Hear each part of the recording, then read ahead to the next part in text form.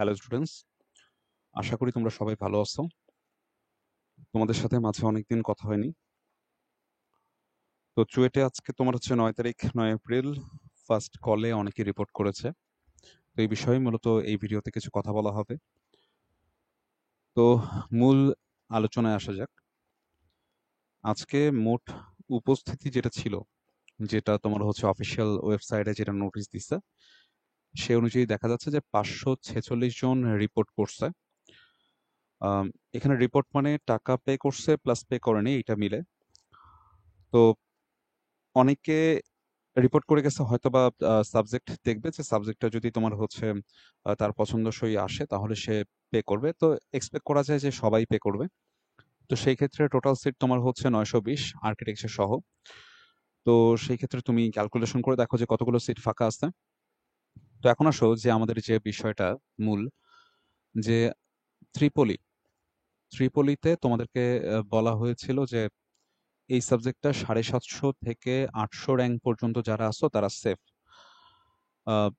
এটা একটা safe call ছিল যে তোমার হচ্ছে এই পর্যন্ত তোমরা আশা করতে পারো যে তোমরা এটা পাবাই। তো আজকে তোমার হচ্ছে দেখা গেছে যে এই সাবজেক্টটা 985 লাইক 985 পর্যন্ত গেছে। তো এক্সপেক্ট করা যায় আরো একটু হয়তো যাবে।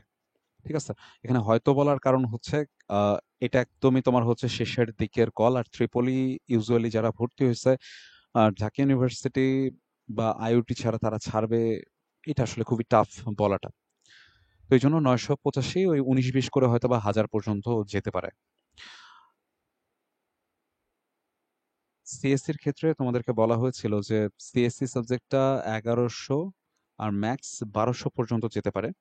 তো আজকে দেখা গেছে যে এই সাবজেক্টটা পেয়েছে যে লাস্ট, সে হচ্ছে 1150 র্যাঙ্কে, যদি আমি ভুল না করে থাকি। তো 1150 র্যাঙ্ক পর্যন্ত এটি গিয়েছে, এটি হয়তো বা আরো একটু যাবে। তো শেষ পর্যন্ত দেখা যাবে যে 1200-তে বা 1200-র আশেপাশে গিয়েই ক্লোজ হয়ে যাবে। এরপরে তোমার মেকানিক্যালে বলা হয়েছিল যে এটা আনুমানিক 1500 পর্যন্ত যাবে। তো আমি যে ইনফরমেশন গুলো দিচ্ছি যে বলা হয়েছে, সেগুলো তুমি আমার ডিসক্রিপশনে লিঙ্কে পেয়ে যাবে যে আমি আসলে এগুলো বলছি কিনা। তো এই সাবজেক্টটা আজকে রিপোর্ট অনুযায়ী গিয়েছে 1476 সিরিয়াল অবধি বা র্যাঙ্ক অবধি। তো এটা আশা করা যাচ্ছে যে এটা 1500 যাবে বা 1500 একটু ক্রস করে ফেলবে। সিভিলের ক্ষেত্রে তোমাদেরকে বলা হয়েছিল সিভিল সাবজেক্টটা যাবে হচ্ছে 2000 র্যাঙ্ক অবধি বা এর কাছাকাছি যাবে। তো আজকে 1500 সিরিয়াল যে ছিল, সে তোমার সিভিল পেয়েছে এবং সে অ্যাডমিট হওয়ার পরেও 81টা সিট এখন পর্যন্ত ফাঁকা আছে। সো এক্সপেক্ট করা যায় যে, আশা করা যায় যে তোমার শেষ অবধি যেমনই বলা হয়েছিল তেমন হয়তোবা যাবে। আর বাকি যে সাবজেক্টগুলো ছিল, যেমন ধরো ইটিতে তোমার হচ্ছে মাত্র 3 জন ভর্তি হয়েছে, 57টা সিট ফাঁকা আছে। বায়োমেডিক্যাল ইঞ্জিনিয়ারিং এ 1 জন ভর্তি হয়েছে, 29টা সিট ফাঁকা আছে। তারপরে তোমার হচ্ছে এমআই মেকাট্রনিক্স মেকাট্রনিক্সে 3 জন ভর্তি হয়েছে, 27টা সিট ফাঁকা আছে। দেন তোমার হচ্ছে এমএমই এমএমই তে দেখা যাচ্ছে কেউ এখন পর্যন্ত ভর্তি হয়নি। দেন তোমার হচ্ছে পিএমই, এটাতেও সেম অবস্থা যে এখানেও কেউ এখন পর্যন্ত ভর্তি হয়নি। দেন তোমার হচ্ছে ডব্লিউআরই, 30টা সিটি ফাঁকা আছে। দেন ইউআরপি, 60টা সিট ফাঁকা আছে।